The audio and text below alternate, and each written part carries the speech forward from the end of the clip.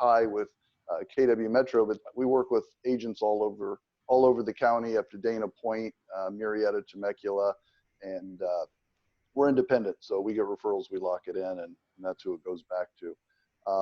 You know, as far as what we're seeing in the market, I can tell you, you know, on the rent side, we're only off about 2% rent collections from before COVID. So for us and really a lot of people in the county, when we run our surveys, because I'm on the board of directors at the Apartment Association in San Diego, we run the surveys and we kind of do internal polling and we talk to each other about it. The worst I've heard is 5% off, and that's because they're strictly residential. Commercial actually isn't too bad. The retail sector is hit a little bit more, obviously. You know, we got people out on sidewalks doing nails and things like that, but it's working and people are adapting. So on the rent collection side, it really hasn't been bad for us at all. The challenge is the ones that don't pay, or the ones that don't pay and it's not COVID related, we can't evict anybody, as you all know, I'm sure. So, you know, we've got a moratorium in San Diego until September 30th, but we really have a judicial review, our judicial council for the state that has said that, you know, you can't do anything until 90 days after the emergency is lifted.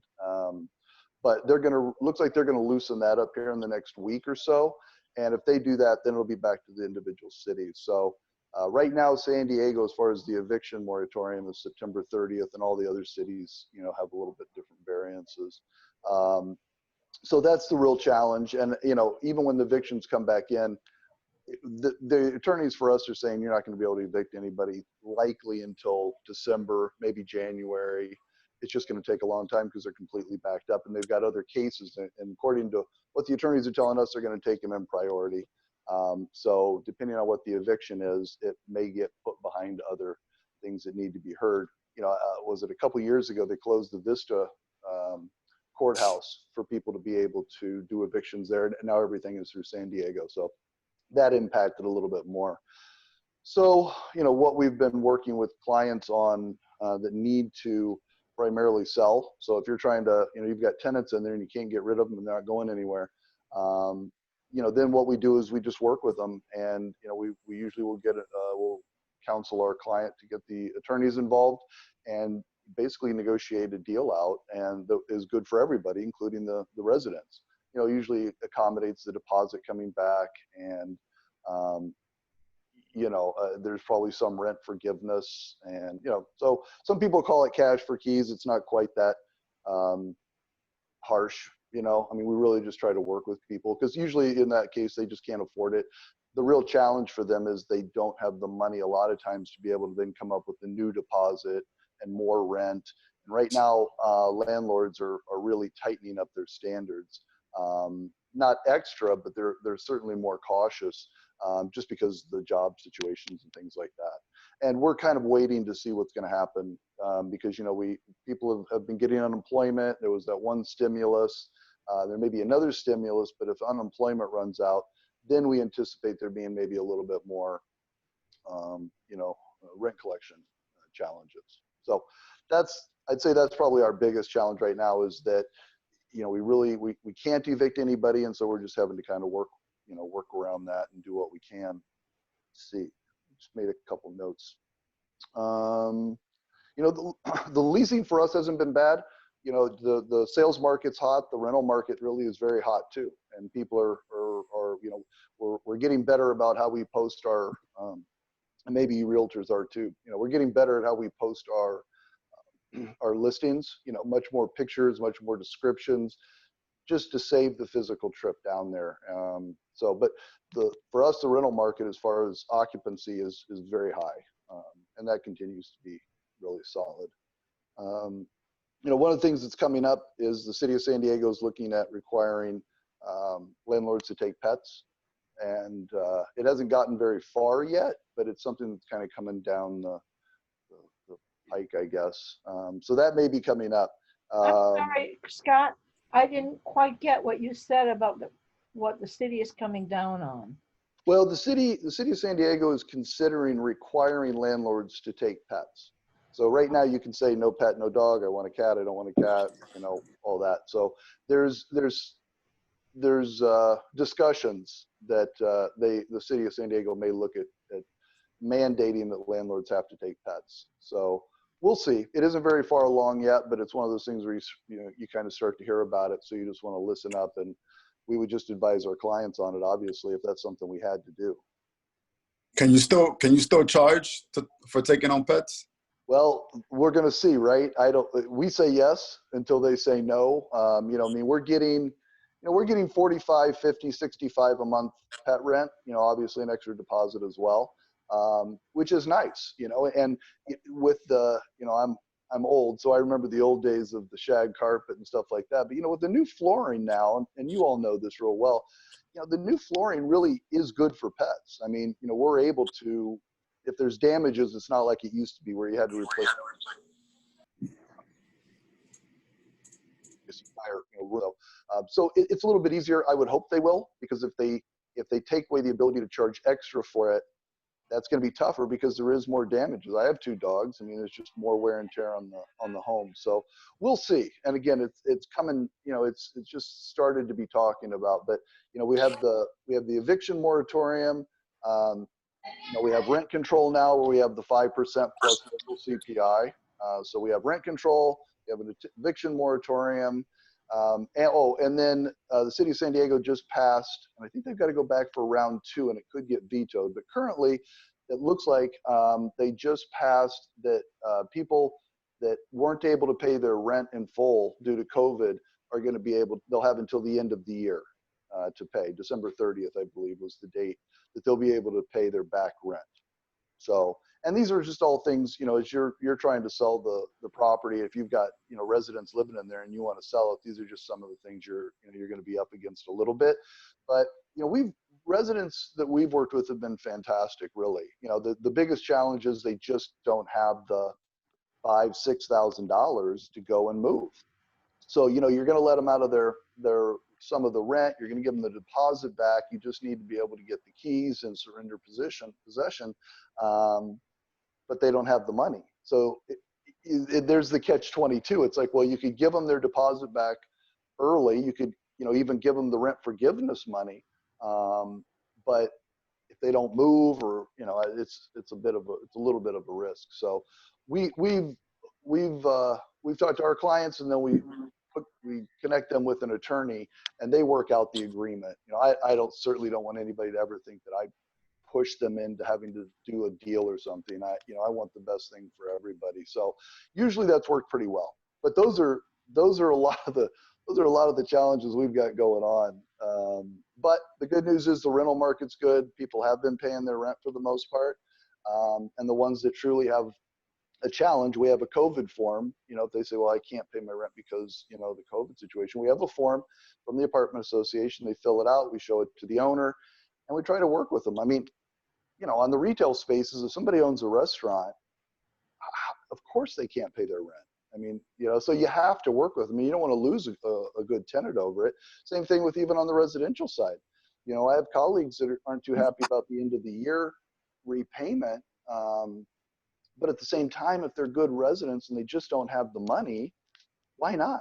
I mean, maybe it'd be the next 3 years. So as long as you get paid. Scott, what does that do for the landlords that also might have to pay a mortgage? There's your problem. I know. That's why you'll hear a lot of the landlord groups talk about, mortgage relief, or, if there are stimulus payments, maybe they can be deposited, directly for rent with the landlord, so that everybody gets the benefit. But it's putting clients in a jam. Multifamily clients obviously have it a little bit easier because not everybody doesn't pay at once.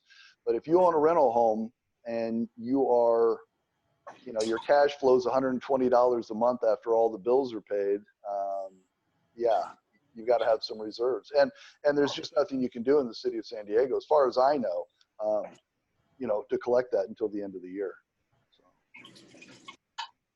Well, so that's another aspect of the rental market that hasn't quite been addressed yet, right? And also, it seems to me that, there's a lot of talk about people that have lost their jobs.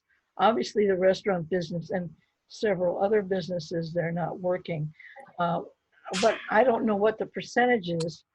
A lot of people have like the idea that everybody's walking around without a job. Now, we know that's not true. Mhm. And some people are getting benefits from the unemployment. Mhm. So Yep. I don't, what is your take on the population that is really affected in your market? I mean, in our market, we're selling properties. We can't sell properties to people who don't qualify, but on the other hand, there's no properties to sell. Right, that's right. Yeah, inventory is nothing. The rental market's strong, and our collections have been good. I mean, like I said, we're only off 2%. And the most I've heard anybody is off on collections prior to COVID, the most is 5%. Now, I'm sure certain segments and certain occupations and things like that are higher. For instance, apartments or condos around I don't know, some kind of manufacturing or something that was really greatly affected by COVID.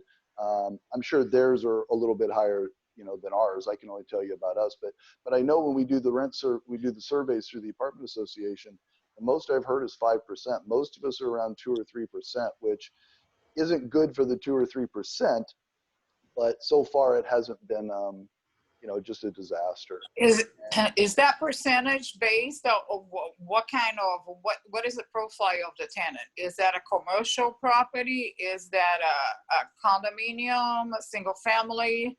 What is the profile of that? So, because just maybe the fact that they have this stimulus, $600 per week, whatever they have going on right now, that helps them paying the rent. Mm-hmm. So with that running out, how is that going to be? Agreed. Well, and that's kind of what we're waiting for. We don't think we're not sure we've seen the worst of it yet, because just like you said, unemployment benefits are running out. And, the last stimulus check is what, a couple months ago or whenever it was. I think it was last week. I don't know. Yeah. So there'll be one more, I guess. I keep reading about it in the news. Who knows? But the unemployment running out, if that happens, is definitely going to be the biggest factor. And then we may start to see delinquencies rise. If that happens, there's a potential that they would extend the December 30th date to repay, because you're going to have a larger group of people that now are impacted. They're going to have a louder voice. They don't have unemployment. They're getting kicked out. And so then if that's the case, then the rent moratorium, the eviction moratorium may get extended out. And if it gets extended out, then, I don't know what. How the landlords are going to pay the mortgage? I don't know. And that's why if you or any agent, gets in a jam, you're trying to sell this property, you got renters in there, they can't afford to move, is really what ends up happening. Because most people are good, right? I mean, they know if the house is going to get sold, they need to go, and they need to find another place. But the rental market is hot. Rents are still way up, COVID or not. And a lot of landlords, are really tight on their standards right now. I mean, we have the same ones that we started with, because we're very above board and all of that. But a lot of them have tightened up. Whereas they may have been 2 times gross rent for qualifying, maybe now it's 3. And so if people are and if they don't have a job, I mean, they're not paying their rent for a reason. For the most part, most people, the reason they don't pay their rent is because they can't. Most people are good. So what are they going to do? So now they can't move. You can't evict them. And what happens? I don't know. I think the government is going to bail the banks just like they did before, and it's going to left everyone else to figure on their own. There may be a ton of opportunities. Let's just say that there may be a whole new set of inventory coming on the market for everybody to sell. I believe there will be, because at some point I think all of this, it's going to get, it's just going to get affected. At the minute that, for those tenants that needs to move out and cannot make the payment, for how long that landlord is going to hang in there. For those landlords that have 1, 2 properties, I'm not talking about, those big apartment complex, you know. Mhm. But Well, but, that agreed. Yeah. And the other thing that people need to be watching for is families moving in that aren't on the lease. Because where do you go Oh, if you yeah. lost, right? So if you don't have a job, you can't move, you don't have any money, you're going to move in with friends, family. So that's the other thing that, you know, may start to happen is people are, you know, you got extra people in the house that weren't on the lease, and, you know, it's natural. What do you do with them? Well, I can't evict them, so I don't know. You know, you really have they to. become your tenant without you signing a lease.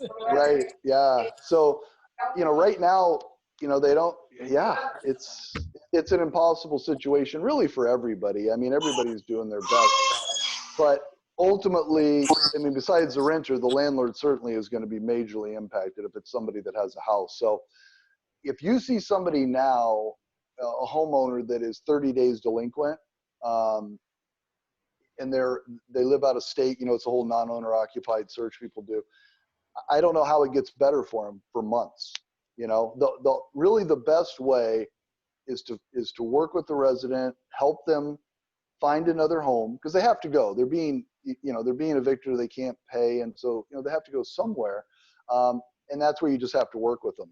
I talked to somebody 2 days ago, and it wasn't my management company. It was another company. They were kind of saying, hey, what do you see? Because this is what's happening. And I think they ended up paying the tenant like $7,000 to move.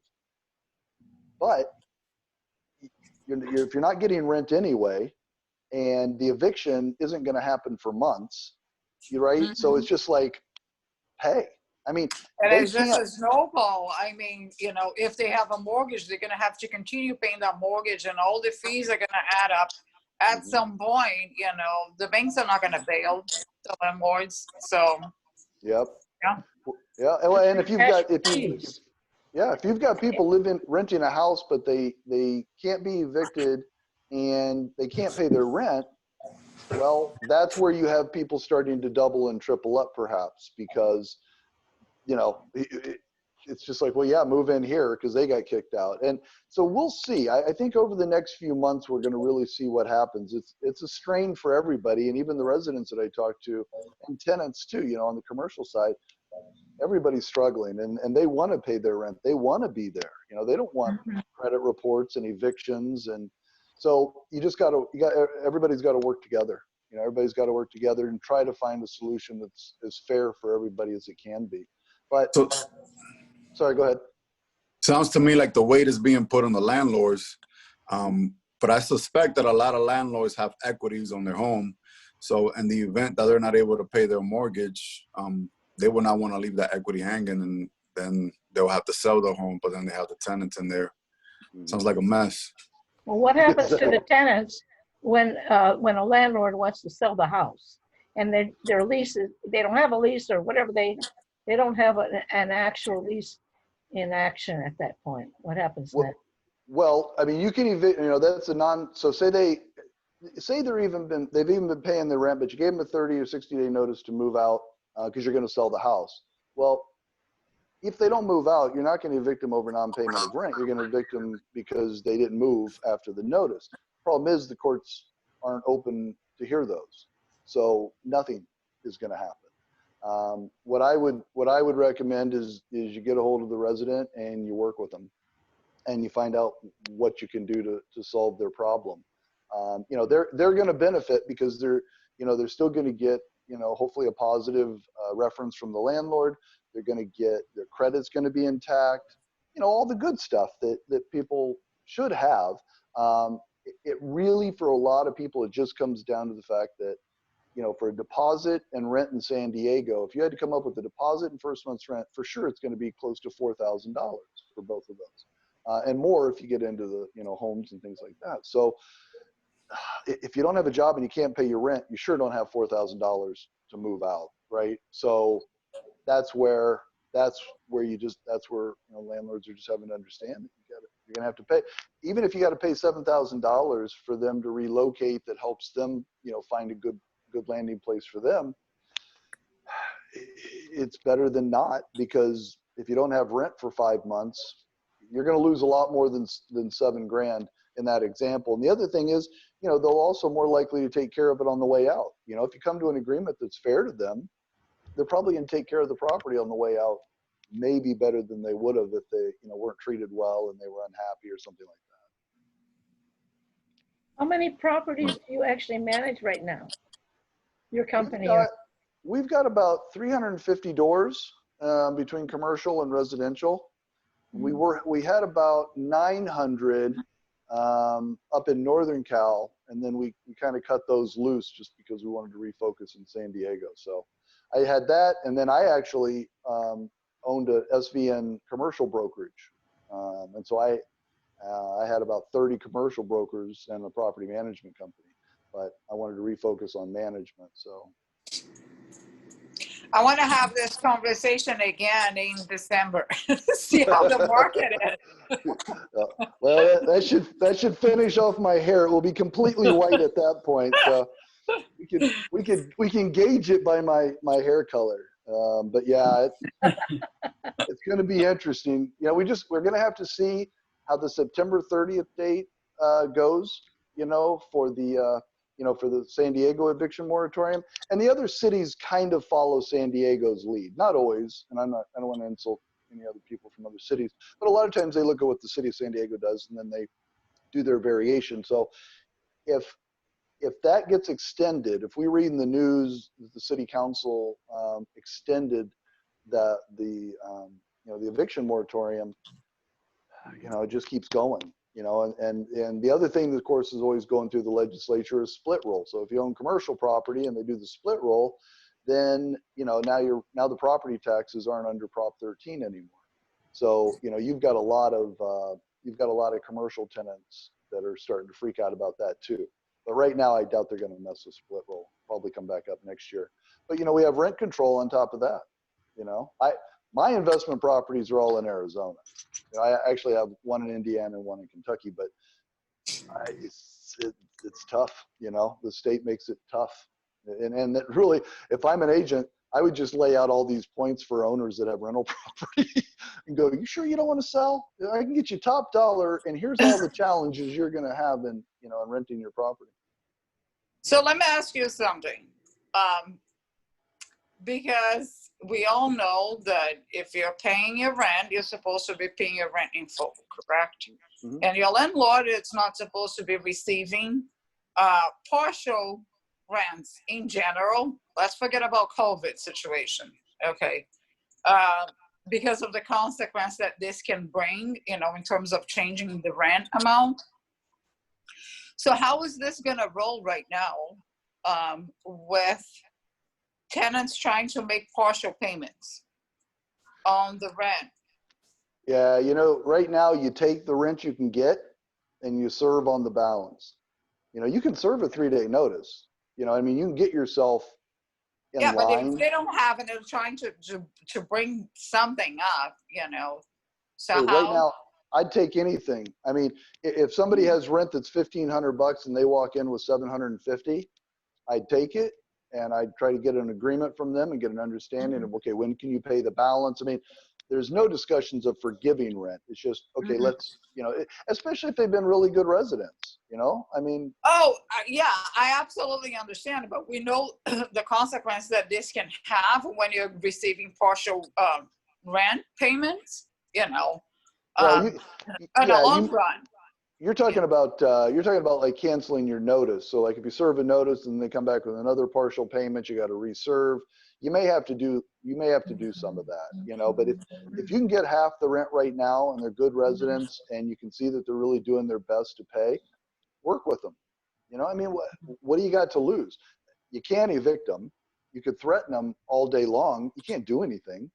So your best bet is to work with them. And if you find out that their financial challenges are more permanent than today, it's not a job switch where you don't get your first paycheck till the 15th kind of a thing. So do you see anyone trying to take advantage of the situation? Yeah.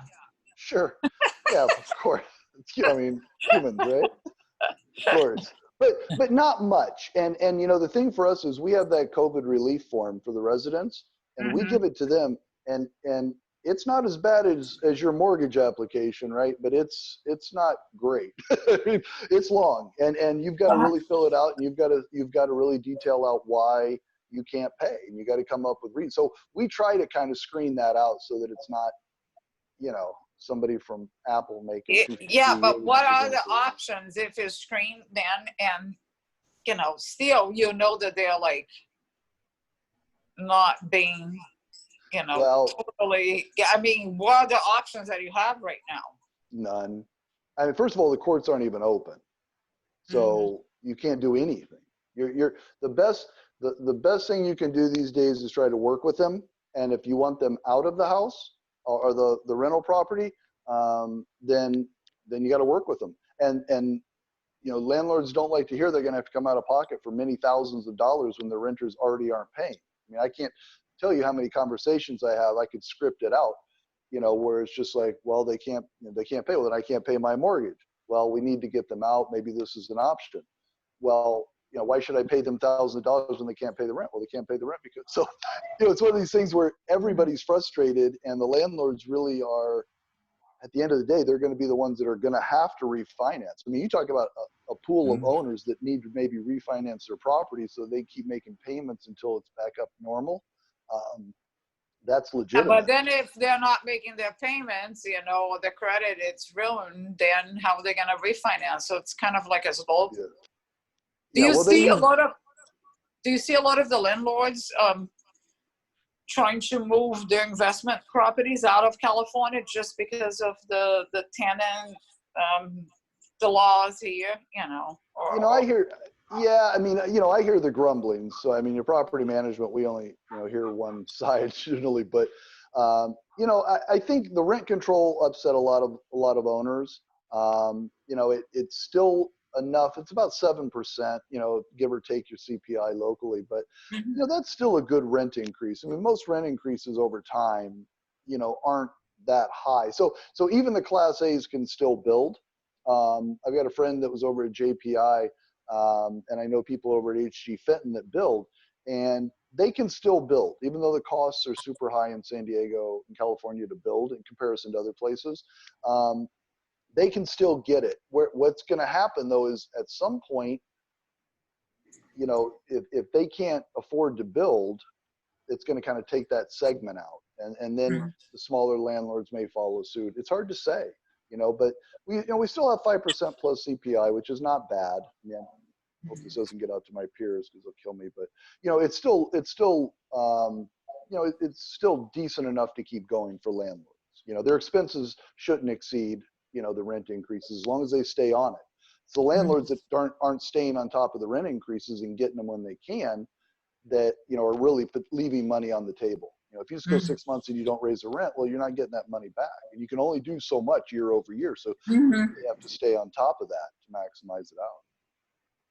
What's the legal position if somebody wants to sell their rental property? And what's the legal position if there's tenants in occupation but they're not paying their rent? What recourse does the new buyer have? Oh, so somebody buys a rental property with residents in there that's not paying, or they can't get rid of? Yes. Nothing. I mean, the courts aren't open. You can't evict them, and but they don't. So they don't have a lease, and they're not paying rent. And they're month to month. It's a new owner. Yeah, but they're still on the same month to month lease. That's going to be the new owner's problem. Yep. So the new owner is going to, I don't know, right now what's going to be interesting is how the two sides square up, because they're really going to, we have Claudia here, so she knows we got to square up who owes what, because the seller may be leaving delinquency on the table. Now how would they square that up? Well, the new owner cannot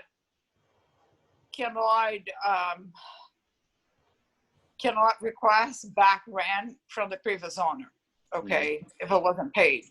So the past owner, it's just going to leave the money behind, and the new owner, it's going to have to assume that. And then the the former owner, actually, it's gonna pass whatever the deposit, whatever the credits is, you know, but the new owner cannot go back and collect past rent from or the previous owner cannot pass to the new owner credit or something, you know, paying back. So I don't know who would buy a property with a tenant that it's not paying the rent right now.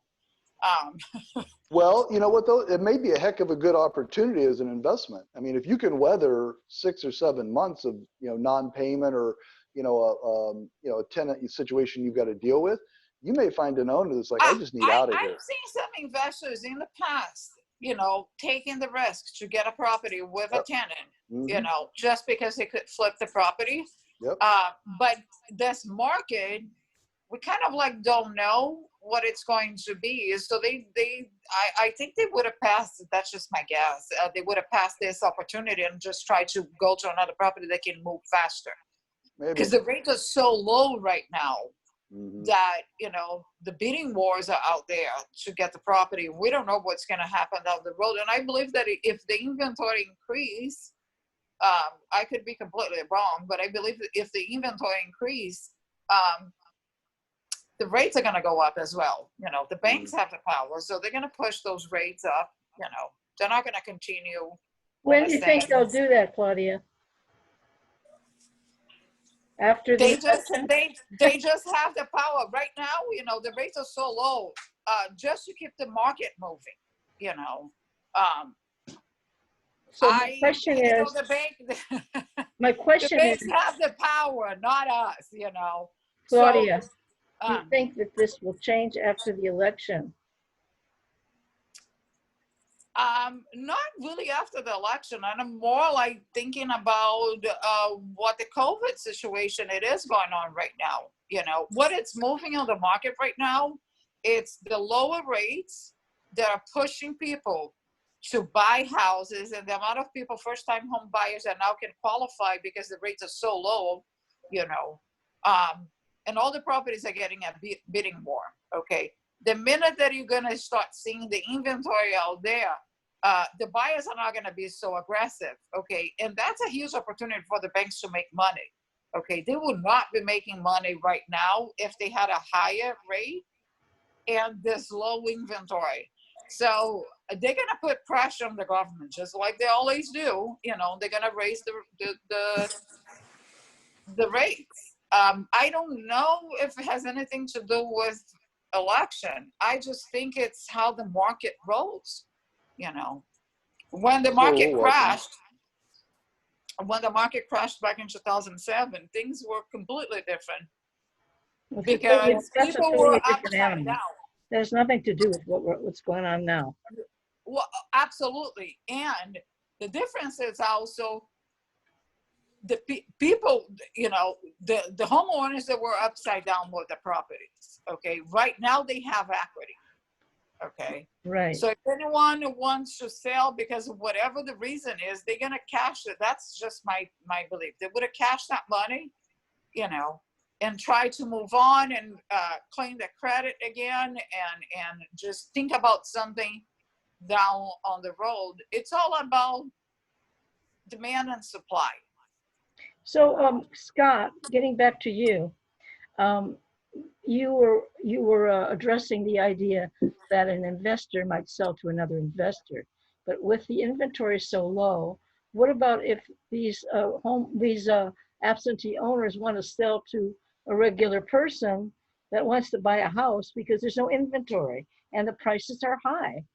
And what is that person going to do with people living in the property? You negotiate and you sell to a tenant.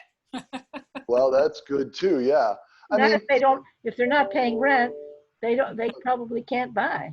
You have to talk to them and you've got to make a deal, and you've got to find out what their situation is, and you got to work with them to try to help them. If they don't have the money to move, there's your issue. If it's something else, then it's something else. I mean, you know, the rental market is good too, and the vacancy rate is low. So, you know, it's not easy for them to find a place that's affordable for them to move. So I think you you're just going to have to work it out prior to the close, and there's probably going to be some contingency in there until until the seller can make it work. If they've got a management company, we've had good luck with the residents. Again, most of them, they know they have to move. The property is going to be sold eventually, so there's not an option for them to stay. The challenge is, especially if it's COVID related with money, what are they going to do? I mean, if they lost their job, they can't get another apartment. They have no proof of income. So what do they do? And that's where we think, well, we don't think, we're watching to see kind of this next cycle with unemployment. Unemployment stops, we anticipate, we're kind of guessing that we'll see the delinquency rate go up. And when that happens, of course, we'll have to just keep dealing with that. But, the California legislature, when they see a lot of people being affected like that, they may then start to extend out some of the benefits to the residents to try to help them. But that may not help the landlords. So the landlords I think the landlords maybe get help last.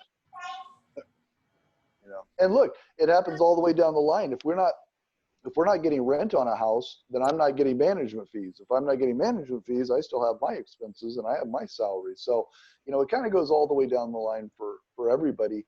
Even the suppliers are majorly affected. I mean, owners aren't, and I'm generalizing, but they're not out painting their houses right now. If the roof leaks, they're going to repair it. They're not going to replace it.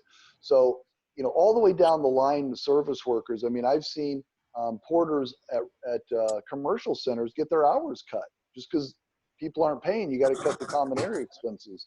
Well, okay, so you just cut the person that probably is making $15 an hour, and now they're the tenant we're talking about, and they're a good person. They work hard, but everything has that other effect, and so now they can't pay their rent because their hours got cut.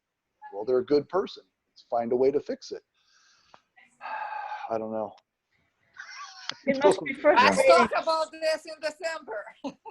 Well, let's do it again. Okay, so let's do it again in 3 months if Judy will let me come back, and we'll just see where we're at. We'll have our until it's back to normal. Then we keep seeing how it's going. But Well, I'm definitely going to invite you back. all right. Well, good. Well, let's see. I'm excited to see too. We'll see what happens at the end of September or somewhere in September when the city starts to consider that. Then the state, with the payback period, was going to be, City of San Diego was going to make the payback period until the end of March of 21, that tenants could pay back the past rent. And here's the other thing. How do you get the past rent? So let's say that even today, you make a deal with them to get them out, or they move on their own, but they owe you 3 months of rent or 2 months of rent. Well, how does that work now? Because really it should all come due when they move, right? But I don't know that we can do that. So they may have that money still to pay. I don't think in a long run they're going to be able to get that money. I just the cost and everything coming back, whenever it comes back, the time and all of that, like I said, it's just better work something right now because the lawsuit's going to be even higher down the road. So hey, look, if I was doing a mailer and I'm a mortgage company, I probably am going after non-owner occupieds, and just because you're exactly right. Right now, their credit's still good. They're making their mortgage payment. They've got savings they're dipping into to keep making renters can't pay. So their credit's good enough to refi, right? So those are your refi people because they don't want to lose the house. Who wants to, you got $12,000, $15,000 you got to come up with to keep the house the next 6 months or whatever for your mortgage payments. You don't want to lose the house over that. So you refi. So I think some of that is certainly going to be an interesting market. And for the realtors, those non-owner occupieds are hot because they may not be getting paid, Yeah. So I'll tell you what I did. I had a evicted tenant. I own a rental property. And that was pre-COVID. And then when I was looking for a new tenant, I got many applications, and I got somebody that was in the medical field. I was like, well, they got job security during COVID. Yep. So you kind of profile people who who you want to live in your place and be like, okay, well, see, you can do that. I had an owner tell me I only want somebody medical, because you're exactly right. And I said, look, right, I rent to the first qualified person that applies. I don't care if they clean porta potties. That's first qualified person is in. You're renting your own place. right, You can do, you can kind of do your thing. yeah, Me, yeah, I got to be cool. But you're yeah, right. You're right. I mean, look, you got to consider, if the husband and wife own a restaurant and they're applying for an apartment, you're going, what restaurant? What? Like, do you have a patio? I mean, how can 6 people sit out there at a time? I mean, yeah, I'm gonna go to I live in Eastlake. I'm gonna go over to Islands out here and sit in the Target parking lot and have a burger here in a few minutes. yeah. And, But there's only gonna be like 12 of us. I don't know how they do it. yeah, and we have other people here who own property. I think Claudia's on the line. Claudia, you own a property. Where you own a property, and have you had any problems with COVID and tenants? No. So far, yeah, I have. Oh, I'm sorry. There is another Claudia. Hi. So I own 1 property in Virginia and 3 in the Florida, and so far I have to evict 1 guy and as a roommate in Virginia, only because it was a situation like Scott. He said that they got him in because they couldn't pay the rent, but he wasn't on the lease. So I live by the rules and I follow the rules. You're not on the lease, you're not in my house. So they had some issues with him, and he was like, oh, can you help me evict him? And he didn't even tell me about him. So I was like, I sent him 30 days notice that he has to leave because he's not on the lease. And then he didn't do any problems. He just moved out. And the guy who stayed in the house, he actually found another roommate. I checked his background and everything, and I signed a new lease with those people for the next year. So I let all of the properties pay whenever they have the money. So I don't push them. I don't want to make them miserable, because everyone going through the hard times. So it's like 1 property pay on the 1st, the other on the 15th. I just let them pay whenever they have money. My husband works in the hospital, so he has always a job. So if they can't pay, we just covering. And whenever they have money, they just paying back. They are all good people, so I don't want to fight with them. Exactly. I want to keep them. They all happy. We are happy. They have money. They paying. I don't want to deal with the stress. As long as we keep it there, we fine. Yep. And that's exactly right. If you have good residents and you talk to them and you can find out that they can come out of it on the other side, then work with them. I mean, what is your alternative? Move them out. You're going to have a vacancy. You got turnover costs. I mean, so if you have good residents, work with them. The challenge that a lot of owners have is they can't make 2 mortgage payments. Yes. And exactly all of my properties, I managed to have at least 200 or 300 on the top of my mortgage. So in case of something, I have always some extra to help out. Yep. So I wasn't stressed about it, but I also believe it that if they don't have money, they have unemployment. And if you don't have unemployment, there is also works as an essential. So you can get at any job to just keep it the house. You want to keep it, Yeah. So well, we'll see what happens with unemployment. That's going to be the really big thing. I think, I'm not even sure what today's news is on unemployment, if it's over a little bit. I had a property in Florida who actually the city give them help, and they give them $3,000 for 2 months, which we have to sign and tell them that they didn't pay. And the city give them the money, and they actually qualify again for another $4,000 for 2 months. So they're getting paid for 4 months straight from the city. Mm-hmm. So I said, I don't care what you're getting help, as long as you're paying my rent, I'm fine. Well, that's really what we would like to see. Obviously, we support the landlord industry. I mean, that's what we would like to see, is some of this relief money or something like that go directly to the landlords to pay for their housing. And that's what happened. That's fair. I mean, Mm-hmm.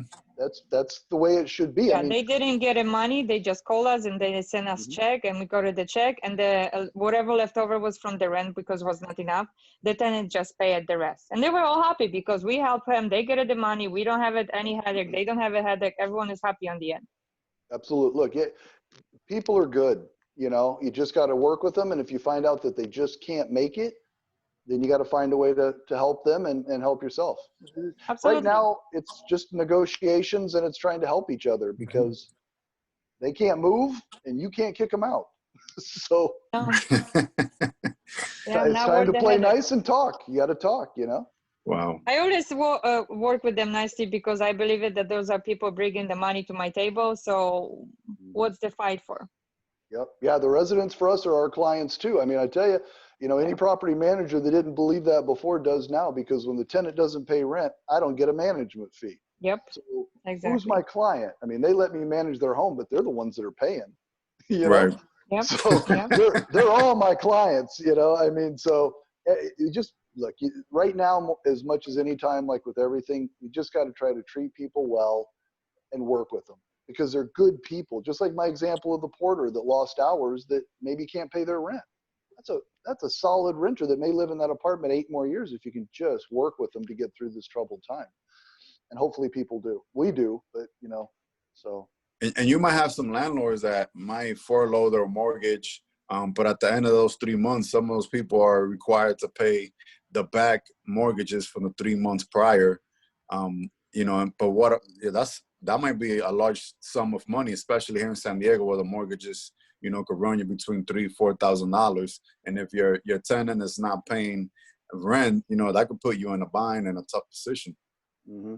Exactly. That's why really talking to those you know, all those non-owner occupied people, if I'm a mortgage person, you know, now's not a bad time to be And Yeah. for kind of hitting them those, up. it's not even an option to refinance, you know, and trying to keep it, you know, the property because, you know, they're not making the mortgage payment. They're not going to show the income for the rent as well. So they basically are not going to qualify. So they're kind of like out of option, you know. Yikes. Well, I don't know. That's up to you. That's up to the salespeople. They're the smart ones. So, you know, what you realtors think is, you know, because and you know, that's the other reason to have good relations with property managers and realtors, because we have to help each other. I mean, you know, there's always, you know, especially in the commercial world, there's this animosity between managers and brokers. You know, commercial brokers are a different breed altogether, but and I say that lovingly, but they're different. So we have to help each other. You know, if somebody calls me up, I talked to an agent the other day, and they're not a client of mine, and they don't have any, but I just kind of talked to them about some of this stuff and how they can approach it, because they're trying to sell a house, but the renters can't move. So, you know, it's just trying to work with everybody, you know, again, just got to help each other. It's the only way. Right. So Scott, just a curiosity, how is it that you're related with Keller Williams Metro? And because they don't allow us to manage properties, but I think it's good to have a property management in-house. So I wanted to know more about that. Yeah, so I own that SVN. There's another one in town now. In fact, I brought them in, but I didn't renew my franchise. And so I jettisoned my commercial brokerage and refocused on the management. When I was doing that, one of the brokers that was working with me went and interviewed with Steven at Metro. And so then I guess Steven talked to him, if you know anybody about property management, if you know anybody that does it. And so he brought me in, and then I just started talking to Steven about it. And I really liked the office and the culture and the people. And so it was just kind of one of those weird things where it's like, I know somebody that knows somebody. And then that guy didn't even end up joining. He doesn't do a lot of volume anyway. He doesn't do a lot of volume anyway. He's mostly retired. But a super nice guy. So that's how I ended up there. And I'm not an official affiliate. I don't want to get in trouble with Ashley or Bob or anybody. So I don't want to get in trouble. But I like whatever affiliation I can have. But, you know, I work with agents all over the county. So I have an affiliation or I don't know what I can call it, but, you know, it ties with KW Metro to a certain degree. But, you know, a realtor I talked to the other day is at Century 21 Award, the one that was calling me about the eviction thing. So, you know, I'm friends to everybody. You know, what do you do with landlords that indicate to you that they want to sell? How would we be able to apply for the referral? Well, so first of all, if we hear that, and we usually hear it first on a rental property because we'll go to re-sign a new year lease. And the owner will say, you know what, I don't know if I want to do a year, maybe I'm going to sell it in the summer.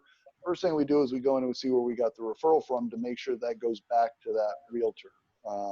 And we're very proud of that, and we're very good. You know, we lock it down, right? So if as we get to know realtors and we know what areas they work or they specialize in, if we get the referrals, then we absolutely will, you know, try to put it with somebody that, you know, that we know and can personally recommend, and is in their wheelhouse. You know, if somebody works in Chula Vista, I'm probably not going to refer them to a property in Oceanside. I'm going to try to find somebody I've worked with, you know, a little bit more up there. Same thing with multifamily or, you know, houses. So as we get them, you know, and we usually get referrals. So most of our stuff, you know, has an attached referral, but we do a lot of our own marketing. And so, you know, we do get them. So yeah, as we have relationships, just like realtors, I mean, you know, it's who you know and who you trust, and there's better fits. I mean, you may have 2 or 3 property management companies that you like. One may be a better fit for a certain client than another. They're all good, and that's okay. It's nice to know. Right. Great. Well, It's nice to meet you all. we actually, This is good. we just want to make sure anybody has another question for Scott. Scott, you were awesome here.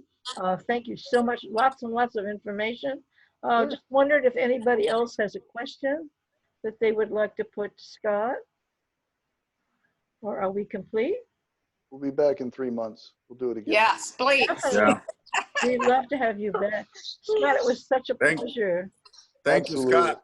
I'm gonna go sit. you. I'm gonna go. If you're ever in East Lake, come over and visit me. I'll be in the Target parking lot having a hamburger. And happy to be doing it. By the I way, live close by. I might come. there you go. You know what I'm talking about, right? I sure All do. right. All right. Take care, everyone. All right. Safe. Thank you, Scott. Bye. Bye. Bye. Thank you, everyone. Next week, we want to invite another lender from Movement Mortgage. And so I hope that you guys stick around for that next week. Okay, who is going to be? Ed Bolesky. Oh, okay. Yeah, so we'd love to have you to hear what he has to say. And I thank you guys so much for coming. We'll see you next week, hopefully. And thank you, you, John, Judy. for stopping by. I That was love your good. background. Thank you for invitation. Claudia, thank you for coming. Oh, thank you. Thank you. Thank Thank Okay, you. I'll see Bye. you next week. See you then. Sure thing. Thank you guys. Bye-bye. Good night. Bye-bye.